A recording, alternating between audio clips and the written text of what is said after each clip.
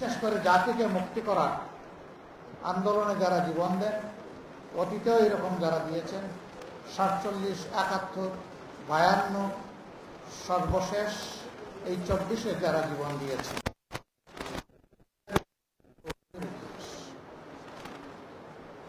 শহীদ পরিবারগুলোর জন্য কান্নার ইতিহাস, দেশবাসীর জন্য আল্লাহ শুকরিয়া আদায় করার ইতিহাস। 24-এর 5 আগস্টের আগ পর্যন্ত এরকম একটা আয়োজন আমরা কিংবা কোনো বিরোধী দল কল্পনাও করে না। এমনকি সমাজের যারা বিশিষ্ট ব্যক্তিবর্গ, যাদেরকে মেম্বার অফ সিভিল সোসাইটি বলা হয়, তারাও সাহস করেন। ফ্যাসিবাদী সরকারের হাতে সত্যিকার অর্থের মুক্তিকামী সমস্ত মানুষ ছিলেন মজলুম। একা জামাত ইসলামী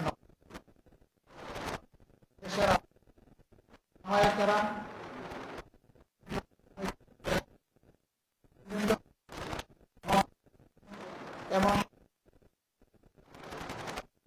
আজকে যে ক্যামেরাগুলো জাতির সামনে এই বক্তব্যকে তুলে ধরার জন্য এখানে অংশগ্রহণ করছেন, তারাও ফ্যাসিবাদের থাবা থেকে মুক্ত ছিলেন না।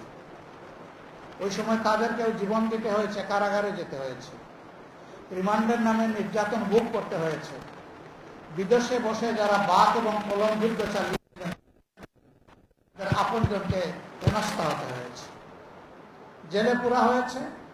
এক্ষেত্রে নারীদেরকেও ক্ষমা করা হয়নি। এদের রুচি কত নিম্ন স্তরের ছিল, এখান থেকে এটা উপলব্ধি করা যায়। সেই বন্দিদশা থেকে রুদ্ধকর অবস্থা থেকে যারা নিজেদের পবিত্র জীবন বিলিয়ে দিয়ে আমাদেরকে এমন একটি পরিবেশ করে দিল, আমি তাদের সকলের প্রতি হৃদয়ের ভিতর থেকে গভীর শ্রদ্ধা এবং আন্তরিক কৃতজ্ঞতা জ্ঞাপন করছি।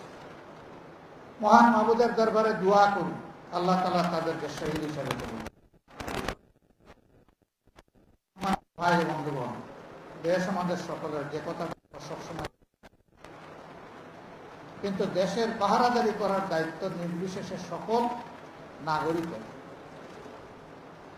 এই কাজ কিছু লোক করে, আবার কিছু লোক নাগরিকের শান্তি কেড়ে নেওয়ার জন্য অপকর্মে লিপ্ত হয়। অপকর্ম যারা করে তারা এটাকে পেশা হিসাবে বিবেচনা করে। এক সময় তারা অধিকারের মতো মনে করে, আর বাকি জনগণকে তারা তাদের প্রজা ভাবে, নিজেরা রাজা হয়ে বসে।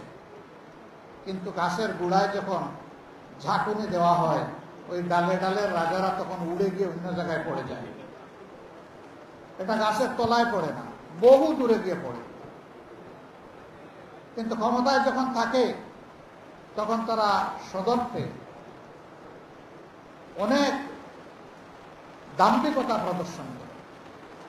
আল্লাহ তাআলা এই সমস্ত দাম্ভিকদেরকে ছাড় দেন, কিন্তু আল্লাহ তাআলা ছেড়ে দেন না। অতীতের এইরকম স্বৈরাচার ফ্যাসিস্ট যারা ছিল, তাদের নাম বিভিন্ন ধর্মগ্রন্থেও অঙ্কিত হয়ে আছে। একই পরিণতি সবার ভোগ করতে হয়েছে। কিন্তু ইতিহাসের দুঃখজনক শিক্ষা হচ্ছে যে ইতিহাসের করুণ পাঠ পড়ে কিন্তু ওখান থেকে শিক্ষা নেয় না। আবার যে জাতি তার বীরদেরকে, জ্ঞানীদেরকে সম্মান করতে জানে না, আল্লাহ রাব্বুল আলামিন এই জাতিকে করেন না। আমাদের জাতির ইতিহাস বিস্মৃতির ইতিহাস, বিকৃতির ইতিহাস। এই ইতিহাস অনেক সময় রচনা হয়েছে বহু পরে। ইতিহাস লিখতে গিয়ে অনেকে কাব্য রচনা করেছেন, গল্প রচনা করেছেন, যার যার মতো করে। ইতিহাসের জায়গা থেকে ইতিহাসকে সরিয়ে নিলে এটা আর ইতিহাস থাকে না। বাংলাদেশ জামাত ইসলামী অনুভব করেছে রাষ্ট্র